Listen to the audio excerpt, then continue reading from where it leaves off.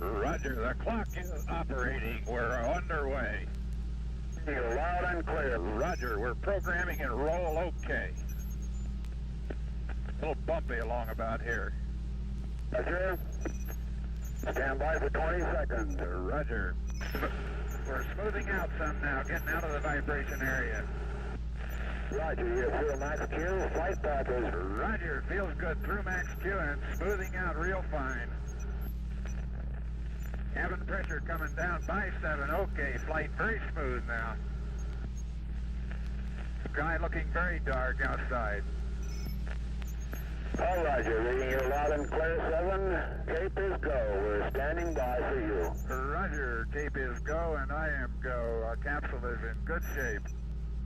Fuel 103, 102, oxygen 78,100, cabin pressure holding steady at 5.8, amps is 2.6.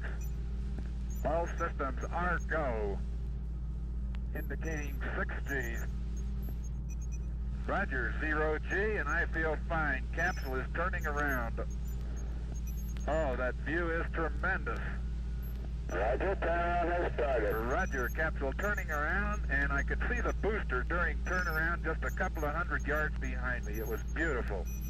Roger, 7, you have a go, at least 7 orbits. Roger, understand go for at least 7 orbits. The Friendship 7 can see clear back a big cloud pattern way back across toward the Cape. We're all set. This is very comfortable at 0 G. I have nothing but very fine feeling. It just feels very normal and very good. Have very little dirt floating around in the capsule, just a little bit. And preparing to take xylos still at present time. This is Friendship 7. The head movements cause no sensations whatsoever. Feel fine. Reach test, I can hit directly to any spot that I want to hit. I have no problem reaching for knobs and have adjusted to 0 G very easily, much easier than I really thought I would. I have excellent vision on the charts, no astigmatism or any malfunctions at all. I feel fine so far, over. Roger, understand. This is Friendship 7, have beautiful view of the African coast, both in the scope and out the window. Out the window is by far the best view. Part of the Canaries was hidden by clouds. Roger, how you doing, Gordo? We're doing real fine up here. Everything is going very well, over. John, you sound good. Roger, control fuel is 90,100, oxygen is 75,100, amps are 22. All systems are still go, having no problems at all. Control system operating fine, over. The only unusual thing I have noticed is a rather high, what would appear to be a haze layer, up some 7 or 8 degrees above the horizon on the night side. The stars, I can see through it as they go down toward the real horizon, but it's a very visible single band or layer pretty well up above the normal horizon, over. Shortly, you may observe some lights down there. You want to take a check on them out to your right, over? Roger, I'm all set to see if I can't get them in sight. Roger, I do have lights in sight on the ground, over. Do you understand it? Just off to your right, then? That's affirmative. Just to my right, I can see a big pattern of lights. Apparently right on the coast. I can see the outright.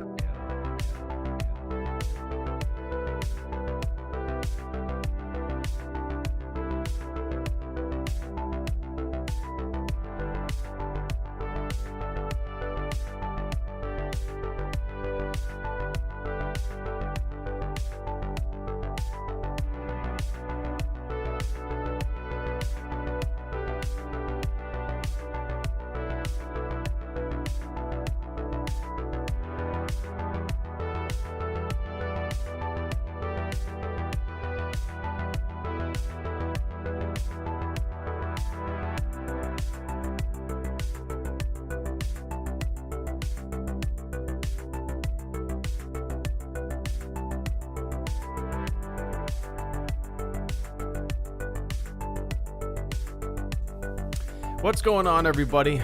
It is 2:05 p.m. here in Florida. and I will be hanging out with you guys for probably like 30 minutes to an hour. No definitive time for today. I'm probably not going to go longer than an hour.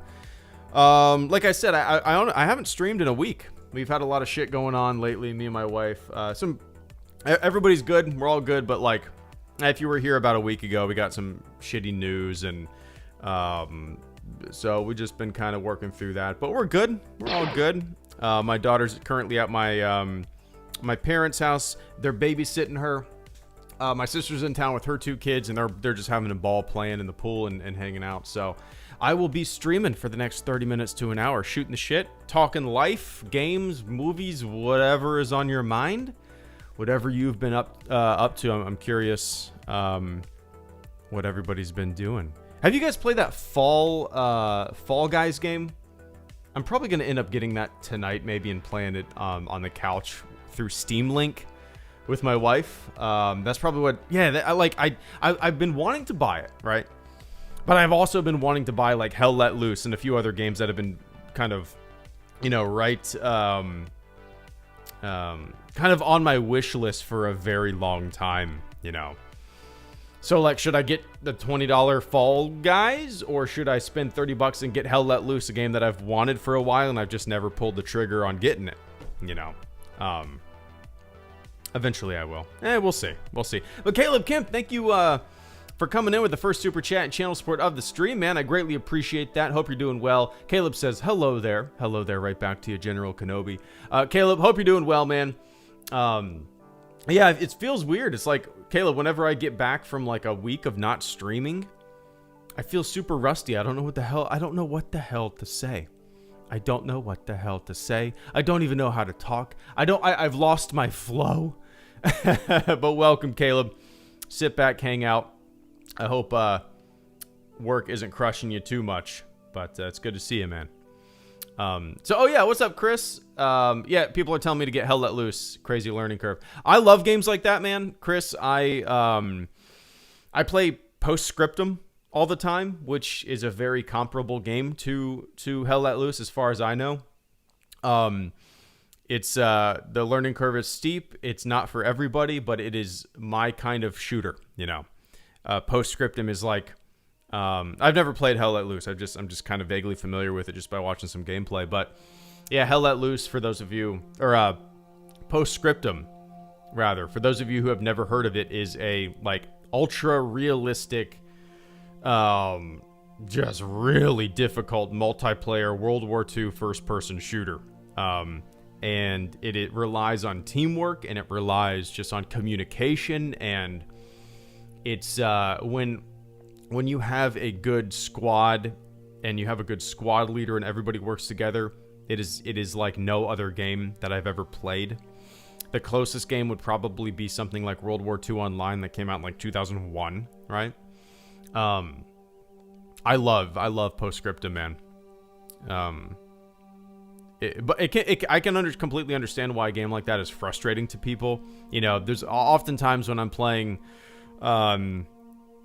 a match, you die so quick, you spawn, you just get, you'll spend like maybe 5 minutes getting to a destination, coordinating with your squad, and then everybody's dead within, a couple seconds of getting to your destination. It's kind of crazy, but I love it. I love it. So yeah, as far as I know, Hell Let Loose is very close to that kind of experience, and that's the kind of experience that I like in a shooter, But yeah.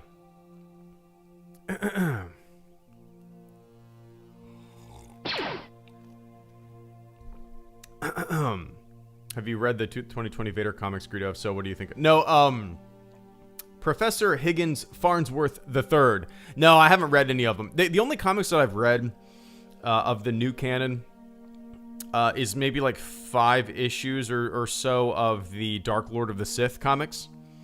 More than that, maybe 15 or so. I can't remember. I bought them in like packs, so each book contains like 5 issues. I think I have 3 books. I can't remember. But no, I'm not much of a comic book reader, man. I don't know why. Never been much of a comic reader. When I was a kid, I had some old Superman comics, and that's about the extent of my comic book reading. Yeah, just never Just never gotten into reading a lot of comics for whatever reason. The last series that I followed was, and God, this was like 8 years ago, maybe. Yeah, maybe about 8 years ago. But it's called Why the Last Man. My buddy just recommended it to me, and it sounded like a cool idea, and I like the art style, and I bought a couple, like maybe 3 or 4 hardback books, compendiums, I think they're called, and I enjoyed it. I don't think I ever finished the series, but yeah. Oh, Caleb Kemp, thank you so much once again, man. Has the Q&A happened yet? No, like I said a week ago when it was supposed to happen, just had some shit go on, and this is the first time I've streamed in a week, and just haven't found the time to do a Q&A. But today is Wednesday, so maybe tomorrow night. Actually, tomorrow night would probably work really well. Yeah, maybe tomorrow night I'll do the supporter Q&A live stream around 7:30. Let's plan on doing that. 7:30 p.m. Eastern time tomorrow night. Will be the supporter Q&A for anybody, all the fleet members on right now. Stuart, Darth, Finally, Caleb. I've moved in and taking a break from social media, so things are nice. Good man. Always need a break. Everybody watch Watchmen. The quality of television we're always getting never ceases to amaze me. Vince, it's good to see you, man. Hope you're doing well. Thank you so much for the channel support, man. I greatly appreciate that. Yeah, give me one sec. So yeah, anybody who's on right now, if you're a patron, go ask your question on Patreon. If you are a fleet member, you can follow along live tomorrow night at 7:30 right here. So be on the lookout for a little notification or whatnot that I am live, you know. But yeah, man, I appreciate it. We hear about the will of the Force. If it has a will, can we trust it?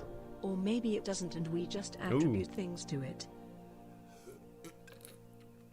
Benjamin B, thank you so much for the super chat and channel support. I'll give a little opinion on this as well. Give me 1 sec, Ben. Give me 1 sec. What's up, AT? So I got Vince, AT, and Ben. Guys, thank you so much for the support this afternoon. Vince says, finally about moved in and taking a break from social media, so things are nice. Always need a break. Everybody watch Watchmen. The quality of television we're getting never ceases to amaze me. First of all, yeah, that's important, man. I mean, like, I you know, I'm a broken record at this point. Social media is I don't know. It's the word cancer comes to mind. It is a recipe for nothing more than tribalism, especially when like advertisements or content is geared towards exactly what you've already seen and listened to and watched, you know, when you're being fed exactly what the algorithm is predicting that you're going to want to watch or what you're going to be outraged about. I think that, you know, in a few decades, it will, I'm sure people are already studying it, but I'm sure that in a few decades there will be some psychological studies done concluding that social media was a fucking horrible decision on everyone's psyche, from the kids who are just getting into it to the 60-year-old adults who can't tell fact from fiction. You know, it's crazy. So a break or a complete just kind of hands-off approach to social media is awesome. I have zero desire to just sit there and argue and play thumb war all day on Twitter. I don't know how or why people do that. I completely see how it could be an addictive experience, and it's such a waste of time, you know? Just playing thumb war online with strangers who are never going to change your opinion and don't really care about your opinion, and you're just waiting for their turn to kind of take a jab or say what they want to say, right? That is what social media is. So, can't stand it, man. Can't stand it. All of it. But yeah, Vince, congratulations. And yeah, Watchmen is great. We watched it about maybe a month ago. We watched, we burned through the first season. I don't know when the second season is coming out. I have no idea, but it's, yeah, it's great. I didn't know anything about Watchmen going into it, so I won't spoil anything, but Yeah, I didn't. The only thing that I ever knew of Watchmen was the movie that they made years ago, like 10 years ago or so. Maybe it's older than that now. I can't remember. But yeah, never read the comics. Don't know anything about the characters. So jumping into the show was fun.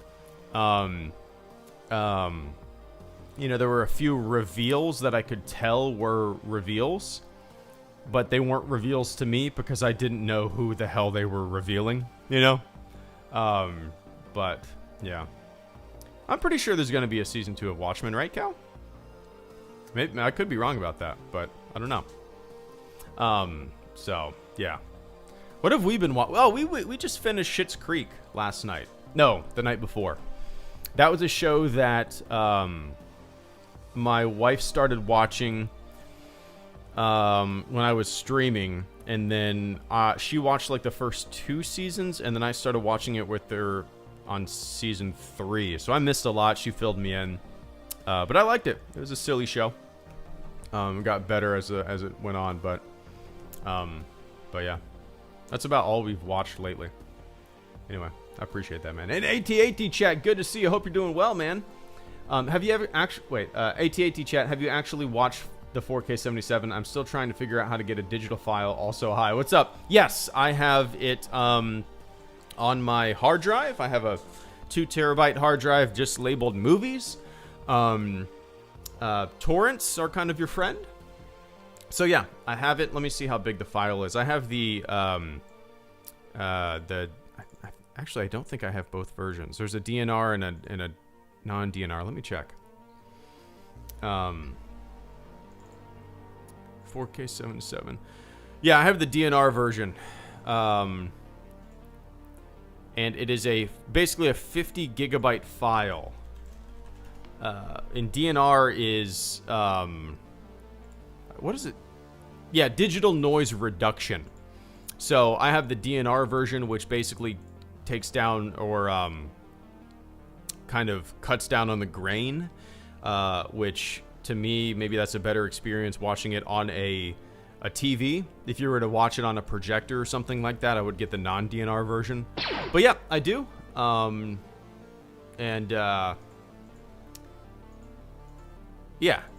Yeah, I don't know how much more I can say, but if you've ever gotten like downloaded Despecialized or anything like that, it's the same process. It's super easy to find if you know what I'm talking about.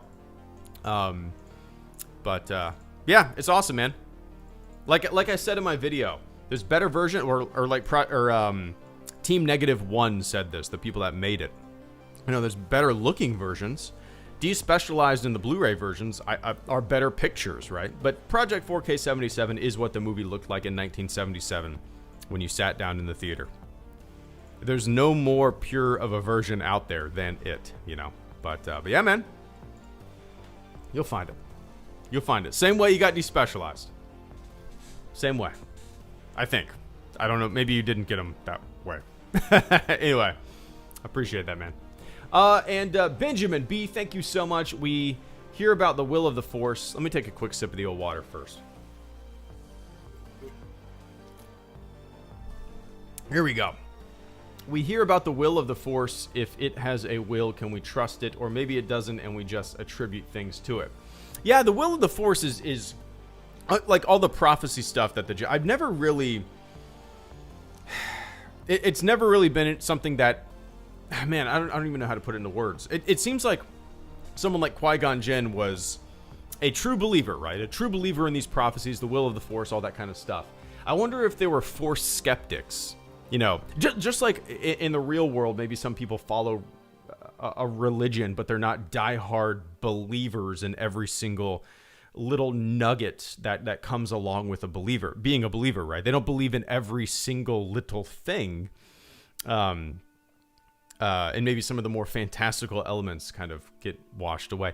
I've never really been one to put much into prophecy or in terms of the Force, or think that there is a will. Now, obviously, midichlorians, the will of the Force, I get it. It's probably, you know, there's really not much in canon right now, I don't think, about that kind of stuff. I think it was a lot more fleshed out when it comes to Legends. But... you know, To me, the will of the Force seems like... So whenever anybody... I'm not a religious guy, but whenever anybody's said, you know, God works in mysterious ways or something like that, right? That, to me, is the equivalent phrase of shit happens. Do you know what I mean? Like, shit happens, and sometimes things are out of our control, right? The world is chaos. Shit happens. Works in mysterious ways. The will of the Force, right? Some things are out of our control. Whether it be chaos, which I tend to believe, I guess, more than anything else, or some kind of grand will plan, right? Yeah, I don't know. So, yeah, the will of the Force, maybe it takes a little bit of free will out of the equation, which just kind of kills things for me a little bit, but yeah. Anyway, I don't know. That's my 2 cents, Ben. Whatever I just said made no sense, so I apologize for the ramblings of a madman. But anyway, I appreciate it, Ben. And Caleb Kemp, once again, thank you so much, man. By the way, I remember a while back you mentioned you liked Metallica's concert with the Symphony S&M. Did you hear they're releasing a second one called... Oh, no, I didn't. Let me look that up. Yeah. I don't remember when I talked about that. Yeah, that must have been a long time ago. I haven't talked about that in a long time. So that album came out in 1999. I had I believe it was a VHS. I believe it was a 2-box VHS tape. Maybe it was just one. Maybe it was just one. I'm not too sure. I'm looking it up right now. Okay, it looks like it was just one. I remember my aunt got that for me. Maybe it was for my birthday or Christmas one year. And dude, I used to watch that thing so much. VHS tape, Metallica with a Symphony. 1999, I would have been 13 years old. Yeah, man, I watched the hell out of it. I had no idea that they were doing a second one. Is it a new one, or is it just kind of like a revamp? Let's see. San Francisco Symphony S. Oh, nice. Okay. Let's see. Oh, it's wait, is this a new one? August 28th is coming out. August 28th. Film release. Okay, so I guess it's a completely new...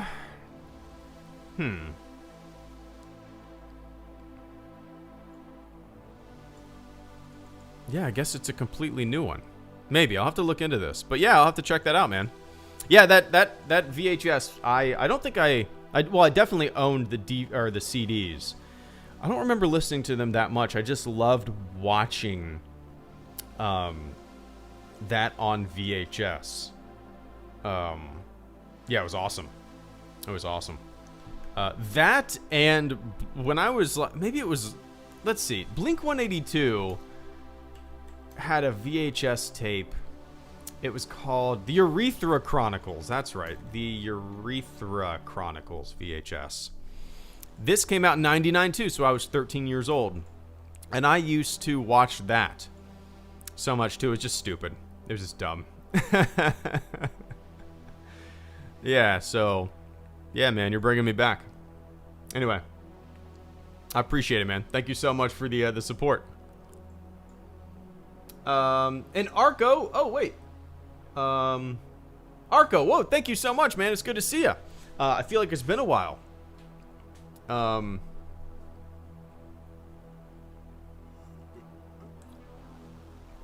Arco, thank you so much, Mr. Orco. I greatly appreciate that. Oh yeah, he pops in from time to time. He's whatever. I mean, like, nobody's ever banned him. I don't want anybody to ban him. You know, he's a windbag. He's kind of the perfect example of, like, I legitimately... I don't know if it's the same guy as the person that you see on Twitter, but, like, I really hope that 4 people control that account. Because if one guy sits there all day on Twitter arguing with people, you gotta be a huge fucking loser, right? To just sit there and play Thumb War all day with people on the internet. Holy fucking shit. Yikes. Orko, thank you so much, man. Sup, Greedo. Been a while. How's things in the States? Things are still under lockdown here, and it's frustrating. Even Star Wars lost its charm for a while, but it's nice to chat. I agree. I hope you and your family are doing well. So anyway, what's going on here in the galaxy far, far away? What have you been reading, watching, and listening to? Would love to catch up. LOL. Yeah, things are all right. We had some shitty news earlier this week, or last week, rather. I haven't done a stream in a week. But we're all good. We're all good. Yeah, it's kind of funny, man, to see the response, the lockdown and everything, from various points on the globe, right? The response to it from different countries, from different, even different states, man. It's really interesting.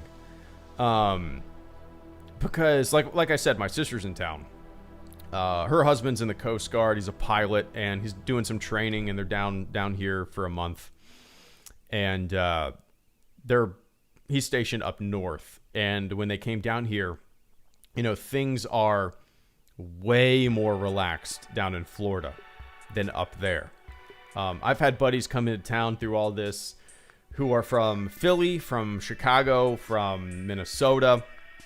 They all say the same thing. It's like Florida is just like completely open, and it's weird for them to come here, and because it's a different world than some other places in the States. Yeah, it's weird, man. Super weird. But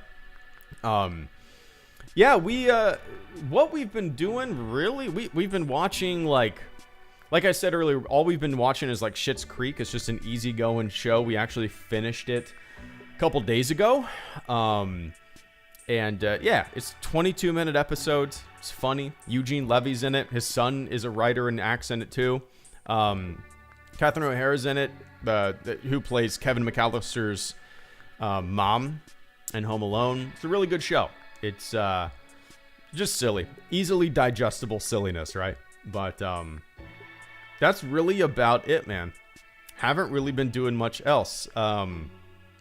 Just running. Same shit I've been doing for 4 months. Actually went on a run today at like 10:30 in the morning, which is way too late to go running. It was stupid. I went 4.5 miles, and I was like, it's like 90 something degrees outside, sun beating down. It was too dumb. I usually do my running at 5 in the morning.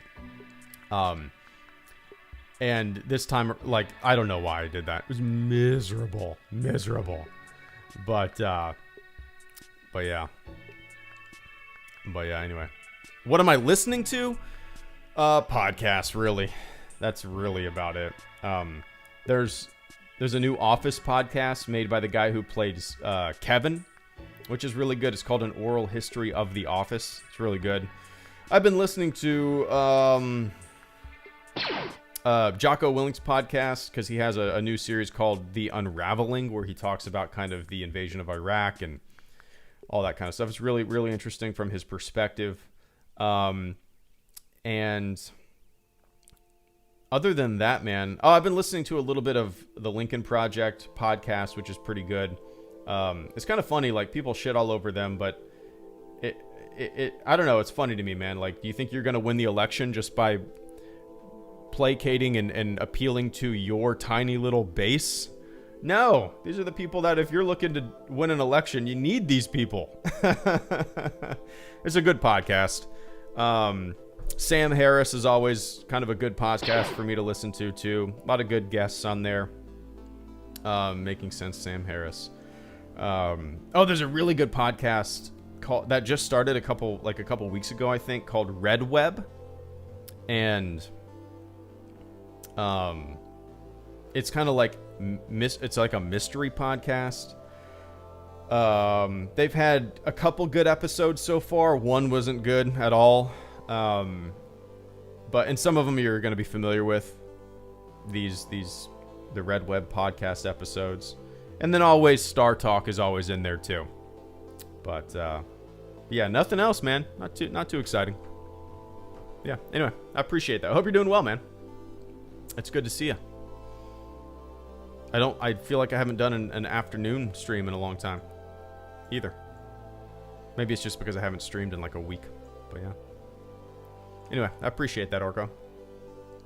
And Oscar Rodriguez, thank you so much for the channel support. It's good to see you. Feels like life is never going back to what it was. I'd like to think that it eventually will. Like where I'm from, Oscar, it's basically fully opened. Like, we don't take my dog. We've been out to eat one time, really, and we haven't taken my daughter anywhere. Basically just going to our pool and stuff like that. But yeah, I'm very curious, looking around, walking into a hospital, which we've been doing quite a bit past week. Even going to the grocery store, I'm always curious, like, is this the new norm? There's definitely going to be a segment of the population that will always wear a mask, right? And their lives are forever changed. And I'm curious, like, when the all clear is given, what percentage of people will just continue doing what they're doing now, masks, and whatnot, which is fine, if that brings people comfort. I get it. If I know in a lot of other cultures, if you feel like you're sick, you have a cold, you have the sniffles or whatnot, they'll don a mask for not to prevent spreading it, right? It's an act of courtesy, and I wonder if that's going to be kind of something that is introduced here in the States. No, it's not. It's definitely not. Too many goddamn selfish people, especially here in Florida, man. It's weird how they turned it into a political. You got to be a fucking idiot to turn it into a political statement. Where do these people come from? It's so weird to me, man. Sometimes I feel like I'm living in Willy Wonka. It's ridiculous. Yeah, hopefully, Oscar, in a year, 2 years from now, we'll look back and it'll just be... it'll go back to normal. It'll go back to normal. It will. It will. We just have to be a little more patient, I guess, and ride the wave a little longer. But, yeah, a lot of people hurting, right? Businesses. Yeah. I don't... What industries are going to be completely gone? Probably quite a bit. I don't know. It is weird, for sure. It is weird. Anyway, I appreciate that, Oscar. And Arco, once again, bro, we can't even move out of the house except for deliveries and essentials. It's driving me insane. Oh, wow. Okay. Yeah, I don't know how it is in a lot. I don't even know how it is in most other states. I especially don't know how it is in most other countries. That's great. Like, maybe that's how it gets stamped out. When you see, I completely understand that from the early get-go when everything was going to hell. The problem is there was like the lack of leadership here, especially, was crazy. Still is crazy. In Kotor 2, there is a companion who is an ex-Jedi and also an ex-Sith who critiques you for leaning either way. And Terry's lots of normal people who aren't involved in the Force sharing their views. Benjamin B, thank you so much, man. Give me one sec. But now, like, yeah, it's I'm trying to think of things that are shut down or that you can't do, Orko. Like, certain places, like there's so many breweries in Jacksonville, and they're shut down right now. But in the past month or so, what they've done is they've partnered with like food trucks. So a food truck will park outside of the brewery, and since they're partners that's associated with the brewery business-wise, they're allowed to open up because they serve food. So it's a little loophole in the system for some of these breweries to stay afloat and stay in business. So I'm trying to think of things that are still closed down. most things that are closed down, Orko, are closed down in Florida, at least, and in Jacksonville in particular, because that's where I live, are closed down because of the owner's decision to close down. Like, me and my wife went to St. Augustine last week, and we walked around. It was like 10 in the morning, and there were signs on various restaurants that were said, indefinitely closed due to COVID-19, you know, follow us on so-and-so to hear announcements. They're still closed. And that's not because of any kind of mandate. That's because of the decision by the owners to do so. So yeah, there's really nothing like that going on here. And again, I don't know how it is in other states. But most places do require a mask. Most stores, all stores, I think that came from the mayor. All stores, but every store that I've gone to has masks. And over the announcement system, as you're walking through the store, you know, it says, be courteous, walk down this direction of the aisle, where the arrow indicates, wear your mask, wear a face cover, blah, blah, blah, blah. Slow the spread, you know. But yeah, it would drive me insane too. But, you know, I basically play outside with my daughter all the time. I go on early morning runs to stay sane. But yeah, man, hopefully we'll get back to normal at some point. It's crazy. And Matthias, I'm an idiot. Matt Spadari, thank you so much for the channel support, man. Greatly appreciate that generous channel support this afternoon. Matt says, I really liked your video on 4K 77 and Despecialized. It's a part of the fandom that I'm fascinated by, and that I think is not as talked about as it used to be. Yeah, it's definitely not. It comes and goes, right, Matt? Like, well, obviously it fascinates me too, right? I've been talking about this shit for almost 10 years on this channel. And yeah, I think it ebbs and flows with popularity, with people talking about it. And it was like at its peak when I feel like the 2011 Blu-rays came out, right? Because yeah, people were talking about it earlier than that, but you know, 2011 was kind of, Blu-rays came out. Obviously the changes carried over from the previous versions. More changes were added, and the internet was way more prevalent than it was in like the early 2000s or 1997 for that matter, when the special edition first came out, right? So I feel like peak conversation about the changes happened in 2011 with the Blu-ray coming out. And I attribute that just to like internet and awareness, really, of it. It fascinates me too, man. There wasn't really much discussion about the entire topic of Star Wars changes or fan edits or fan preservations for that matter when the McClunky digital version came out, or the 4K from the most recent 4K discs came out. I don't know if that's just because a lot of people don't really care, or maybe don't really know, or that it's just been a topic that's been talked about so often over the past 10 years that, you know, people are kind of over it. But yeah, the 4K 77 Despecialized with fan preservations are forever like fascinating to me. Just the love and passion that goes into a project like that to bring to life the version of a movie that you watched as a kid, that you want to preserve, that for future generations in a high definition format. I think everybody who's been a part of a project like that is doing the fan base a great service, despite not many people knowing about it. And that's kind of, I think, that one of my goals has always been to bring awareness to projects like that, or bring awareness to changes, maybe and maybe, you know, one day get an official version. But as I said in my my most recent video, it's not that important to me as it used to be anymore. just because of these fan preservation projects, you know? Because of what people have done, giving us incredible versions of an original version of Star Wars. The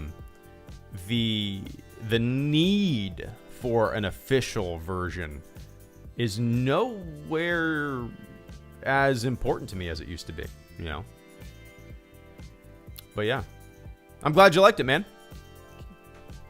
It is fascinating. It's a fun rabbit hole to go down, right? Yeah, man. But anyway, I appreciate that. Yeah, keep on watching. And Caleb Kemp, thank you so much. I've watched S&M on YouTube and own the album on vinyl. It's a glorious concert, and the preview songs for S&M Metallica, have put on YouTube Sound. Oh, I did. Okay, I'll have to check those out. Yeah, like I said,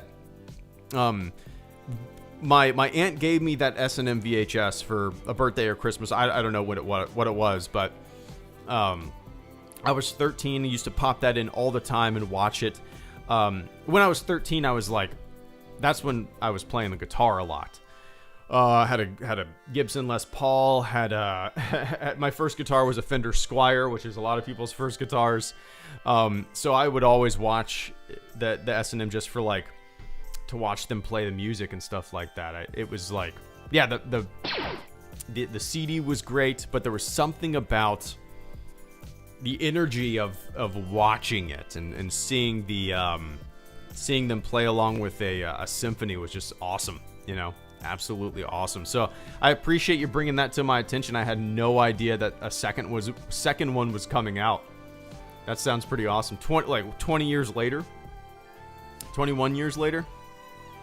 It's got to be crazy for them, you know. Nuts. But anyway, hell yeah, man. I still have it opened up here. I'll check out some preview stuff. I'm looking at it right now. San Francisco Symphony S&M 2 trailer. Nice. Oh yeah, I'm okay. Oh, the trailer came out July 15th. A month ago. All right, I'm going to watch this after the stream for sure. But I appreciate that, man. And Benjamin B, thank you so much for the channel support once again, man. In KOTOR 2, there is a companion who is an ex-Jedi and also an ex-Sith who critiques you for learning either way. Interesting. And there's a lot of normal people who aren't involved in the Force sharing their views. I love that.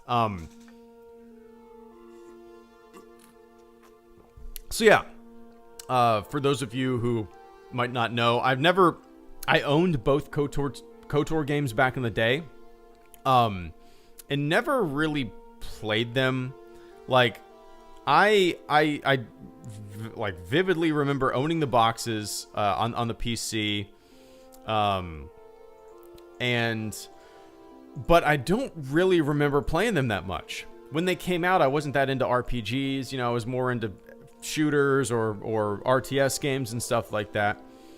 But the more Ben kind of has told me way more about KOTOR than I ever knew about, especially the intricacies of characters and whatnot. And the picture that Ben paints of the game is with these characters being not like black and white Jedi Sith, you know, good versus evil. There's a gray area there that I find really fascinating. And I think from what Ben has been telling me, it just seems like it's kind of geared right towards, or a really interesting kind of nuanced perspective of Jedi, Sith, the Force, maybe the everyday people who view these kind of hardline institutions, if you want to call them that, in the way the normal people view them, good or bad. Yeah, so eventually, man, I will fire it up. Still have it installed. I don't think I've owned it for years on my desktop on Steam. Looking at it right now. I've played for 2 minutes. Probably just to test, to see if it would run decently. But yeah, eventually, man. But yeah, anyway, I appreciate that. Speaking of games, I'm looking at getting a 34-inch curved 1 millisecond, 144 hertz AOC monitor. It's like I've been looking at it for like a week. Eventually, I have 2 monitors. You guys have probably seen pictures of my office or in my videos. One of my monitors is 13 plus years old, maybe older than that. My other one is maybe 8 years old. They're great. There's nothing wrong with them, but I've never had like a good, fast gaming monitor, and I think it's time. I think it's time. With Squadrons coming out, with Microsoft Flight Simulator coming out, which I'm super excited for. I think it is time. I think it's time. Anyway. But I appreciate that, man. And Orca, once again, thank you so much. On a related note, do you use the mask or the Stormtrooper helmet when you go outside? Definitely not the Stormtrooper helmet, man. I live in Florida. I'm sure it's hot where you're at. But there's no way. I've done summertime troops with the 501st before. It's been a long time. The longest I ever wore my armor was like 3 or 4 hours. Didn't take my helmet off. It sucked. I will not be using my Stormtrooper helmet to prevent the spread of COVID-19. Definitely not. Definitely not. But I appreciate that, man. And the mask that I wear is like, it's pretty. It's like canvas on the exteriors, and then there's filter inside. Like somebody made it for me. Somebody that my wife works with actually makes them. It's pretty hot too, but it's all good. And Oscar, thank you so much once again. Still interested in BioShock 4. Developer Cloud Chamber revealed that won't take place in Rapture or Columbia. Yeah. I've played. I believe I've played 1 through 3. Let me see which. I definitely didn't get BioShock 1 on Steam. So the only one that I own on Steam is actually BioShock Infinite, which was fun. So yeah, I haven't really looked into what BioShock 4 is going to be all about. If it doesn't take place in familiar locations, that's all right. You know, they're branching out, doing something maybe unique and different, taking a chance on a different location. And look, those games are super unique, super fun. And wherever it's going to take place, you know, I'm sure they've thought things through. So yeah, just because a location might differ, I think maybe is probably a strong suit in terms of creativity. Yeah, BioShock 4 is definitely something that I'm going to be getting. Yeah, no question about it. There's certain games, man, that in a franchise that no matter, I'm just going to get. And BioShock 4 is definitely one of those. Another one would be like, what's another franchise that I'll just get regardless? Like Fable. I love Fable games, man, are so much fun. That's really the only game. I've never been much of a console gamer. You guys know that. But Fable, I believe I've played every Fable that's ever come out. On the Xbox 360, that's really the only game that I played. I think it was Fable 3.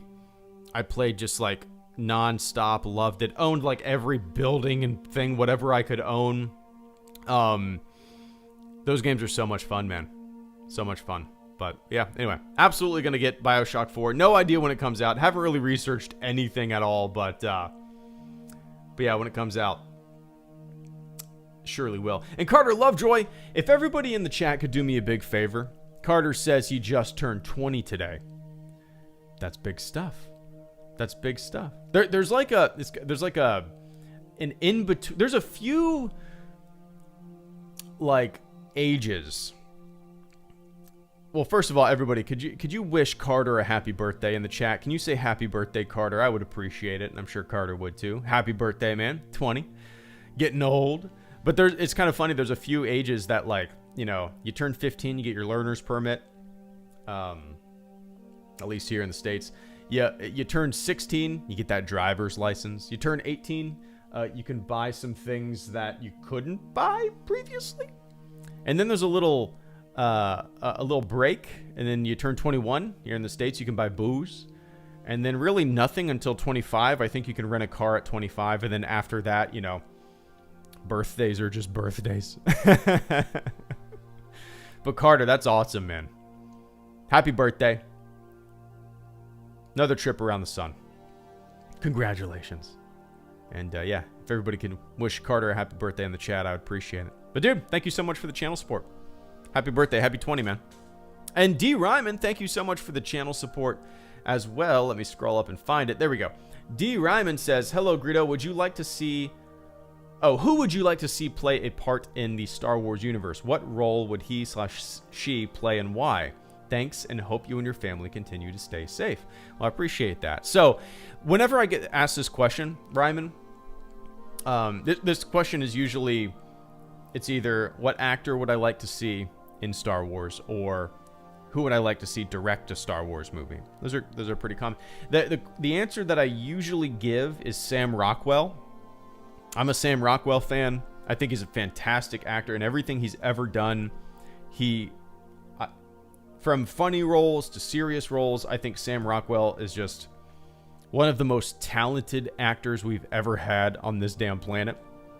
So yeah, I would love for Sam Rockwell to be in Star Wars. And I don't know exactly what role, but the first type of role, I guess, that comes to mind would be like the character that he played in Hitchhiker's Guide to the Galaxy, right? Kind of a doofus with a lot of power. I don't know why I love him in that role, and I think it would kind of fit well with the vibe of Star Wars, you know. Yeah, I think a character like that, I think Sam Rockwell plays really well. He's great in The Green Mile. He's great in everything. I'm looking at his IMDb right now. Moon was great. He was great in Vice. 3 Billboards. Movie was all right. He was good in it. He's in Galaxy Quest. He's fantastic. So yeah, Ryman. I'm gonna say I would love to see Sam Rockwell in Star Wars. I think it would be a good fit. I don't think it'll ever happen, but I just think it would be a good fit. What's that character's name? DJ. Benicio del Toro, yeah. Benicio del Toro as DJ in The Last Jedi. Like, for me, when I watched him in it, he did a good job. The character's fun. But that role, to me, was like a Sam Rockwell role. I think Sam Rockwell would have been a fun actor to have in that DJ role, you know? But yeah. Anyway, I appreciate that, Ryman. Oh, and you didn't ask this, but the director that I would like to see spearhead a Star Wars project would be Danny Boyle. I'm a Danny Boyle fan. He directed and made one of my all-time favorite movies, 127 Hours. It's about Aaron Ralston. If you've never seen 127 Hours, watch it. It is in my top 5 of all-time movies. So, yeah. Anyway, I appreciate that, man. And Oscar Rodriguez, once again, I think BioShock is going to be an anthology of sci-fi dystopian games connected by themes, a la the Twilight Zone. Oh, that's cool. Yeah, that makes sense to me. And I think from a creative standpoint, I'm sure that would be more interesting than just kind of revisiting the same thing over and over again, right? As fun as Doom games are, they're basically all the same, right? But they're a blast, don't get me wrong. They're fun as hell. I love them. I haven't played the newest one. Played them all, though. I played all the other ones. Basically the same game, right? But BioShock, games like it have an opportunity to kind of branch out and be more, get a little weird with it, change things up, have a little variety in the franchise, right? I would love that. I hope that's their goal. Won't take place in Rapture, Columbia. Will take place in a new and fantastical world. Job listing suggests. So, yeah, I'm up for that. It's it definitely has the weird factor to it. It has and I think changing things up quite a bit from game to game in terms of location, in terms of plot, and a big overarching kind of weird ass story would definitely be a positive in my opinion. Maybe people would disagree with that, but man, like I'm not always looking for more of the same, you know? I want franchises, games, movies, whatever, to kind of really branch out and try some unique stuff. Maybe that's why I've never been that much of an Assassin's Creed fan. I feel like I've played a couple of them. I beat the one where you're in London. It's fun. It's super fun. But, you know, I've played the other ones that I played. They're just kind of the same game, to me at least. And when games are so damn similar to one another, just they don't appeal to me that much, you know. I think with the most recent Resident Evil game, not the remake or the reboot or whatever it's called, but Resident Evil 7, I think it was, where it was in that house. I'm so glad they did that, because that's a franchise that started getting pretty stagnant to me. But anyway, Oscar, I appreciate it, man. And Finn Townley, thank you so much for the channel support as well. Hey, Greedo. I love listening to your streams and improving my drawing skills while listening to you. How often do you do your streams every week? That's really cool. See, that's the kind of stuff that I like to do too when I'm listening to a podcast or whatnot.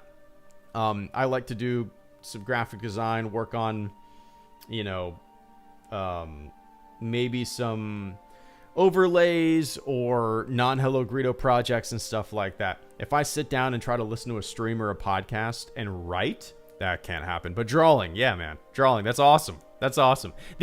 For whatever reason, Finn, I love that. Like, knowing that right now you got your pencils or maybe some charcoal. You're sitting down at a sketch pad or maybe an iPad with a little digital pen. Doodling, drawing some stuff, listening to my stupid voice. I don't know why that's too damn cool to me, man. But yeah. So I don't really have a set schedule on when I do streams. I usually do evening streams for me, which is usually around like 7:30 p.m. Eastern time. That's usually what I do. Afternoon streams maybe once or twice a week. Like right now, it's about 3 p.m. my time. That's kind of more rare. But I would say I do about... I don't even know. You guys probably know more than me. But like, I can't keep track. Maybe like 4 times a week, I'll do a stream. Yeah, I would say like 4 times a week or so. And they're usually in the evening. But... yeah, sometimes more, sometimes less. Like, this is the first stream that I've done in a week, so... yeah, man. And they're always... I think you can go to a playlist on my channel, and they'll be there. Even if they're unlisted, I think you can still access my live stream playlist and listen to them all. But yeah, anyway. I appreciate that, man. Keep drawing. Let me scroll down here. Caleb Kemp, Vince, Isaac, and Minaj. Thank you guys so much. Caleb Kemp says, just submitted my Q&A question. Off to work. Hope you have a good one. You too, man. Enjoy work. Yeah, like I said, the supporter Q&A will be tomorrow night, 7:30 p.m. Eastern time-ish is when I'll kick it off. But, yeah, looking forward to it. I always enjoy those supporter Q&As. They're always super low-key. Always some fun questions. And I always look forward to them. But I'll see you, see you tomorrow night if you're not working, Caleb. Anyway, I appreciate that, man. And Vince Wynn, cheers. You know the stream is coming to a close. I'm not gonna cheers my microphone because I'll probably spill it everywhere. But cheers, man. Hope you're doing well, Vince. With the little blue pear giving me a... is that cranberry juice? Let's call it cranberry juice. Cheers. But I appreciate it, man. And Minaj, thank you so much for the channel support. Love your channel. Keep up the good work. Not sure if you touched on this, but what are your thoughts on the Ray Park controversy? That's something that I haven't really looked into that much. I remember waking up one morning when all that happened and seeing Ray Park trending on Twitter, and I clicked a few things, but I didn't go down the rabbit hole to see what was going on. I saw that he posted something on Instagram. I saw that people were posting, apparently from what I heard, fake screenshots from what they were saying were his kids, but they weren't actually his kids, right? And yeah, so, and I don't know if it was it accidental, the post? I see, this is how kind of like hands off I am with a lot of shit in the Star Wars fandom, I guess. Like, this is something that I didn't really look into. I don't even know if it was accidental. I don't know if it was like a vengeful thing, which if that's the case, you know, fuck off to the sun.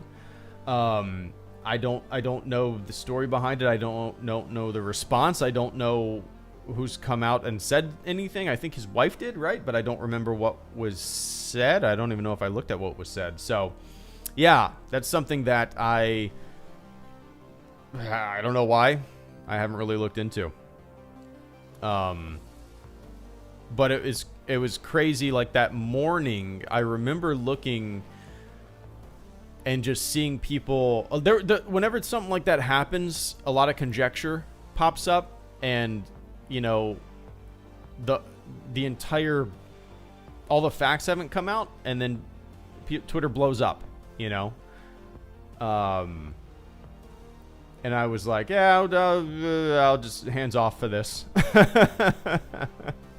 Yeah, it's not something that I care to touch on, really, Minaj.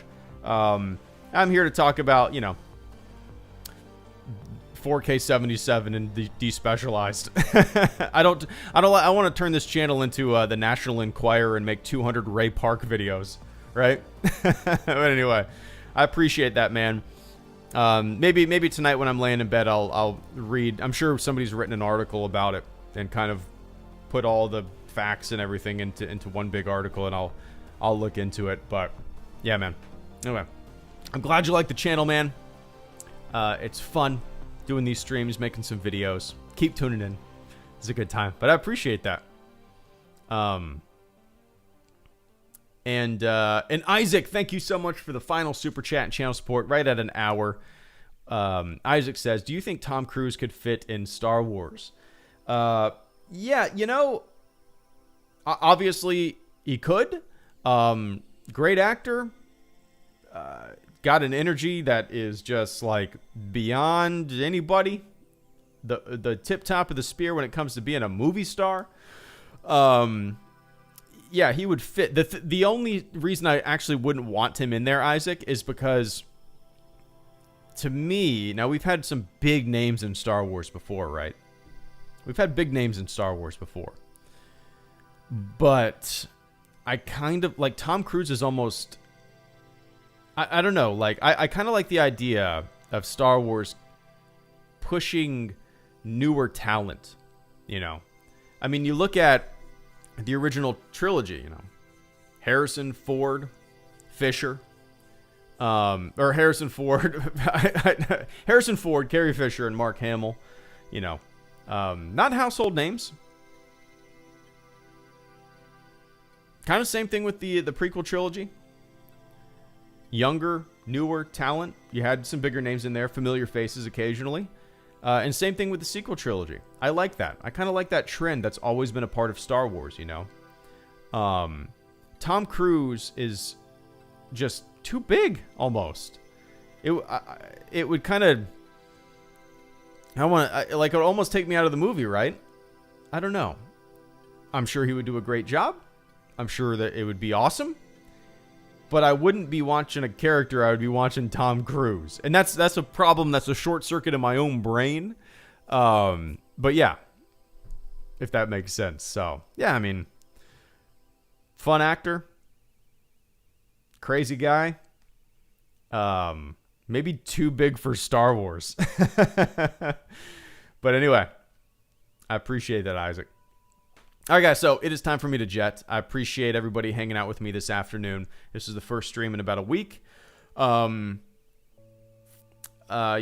so I'm trying to think. I will be doing the supporter Q&A tomorrow night around 7:30 p.m. Eastern time. If you're a fleet member, if you're a patron, get your question in on Patreon. If you're a fleet member, tune in tomorrow night. But other than that, man, I got a couple videos that I'm working on. Just recorded some audio before I streamed. So, yeah, that's me. You guys know me. I don't really plan anything. I just fly by the seat of my pants. When I feel like going live, I go live. When I feel like making a video, I make a video. And that's the essence of the HelloGreedo YouTube channel, right? No pressure to put something out every day. Don't need to talk about every little nugget of news that comes out. Just hang out until I feel like turning on that microphone. It's healthy. So, all right, guys, thanks for tuning in. This was a good time. I will see some of you guys tomorrow night for the supporter Q&A. If I don't see you then, I'll see you next time. But everybody who supported the channel through the super chats, I appreciate it. Everybody who tuned in and just listened to my dumb voice or played around in the chat, thanks for hanging out. But all right, everybody, enjoy the rest of your morning, afternoon, or evening, wherever the hell you are on planet Earth. And I will catch you all on the flip side. Let's end this thing with an upbeat, fun song. All right, guys, take it easy. See ya.